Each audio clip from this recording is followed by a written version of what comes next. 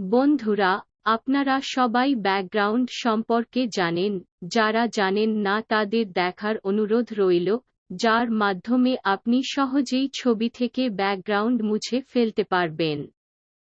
তার আগে আপনাকে অবশ্যই আমার চ্যানেলটি সাবস্ক্রাইব করতে হবে এবং পাশে থাকা বেল বাটনটি বাজিয়ে দিন। বিশেষ করে ব্যাকগ্রাউন্ডে এর কাজ করার জন্য আপনাকে একটি পেইড এপিকে দেওয়া হবে, যার মাধ্যমে কাজটি করতে হবে। ধন্যবাদ।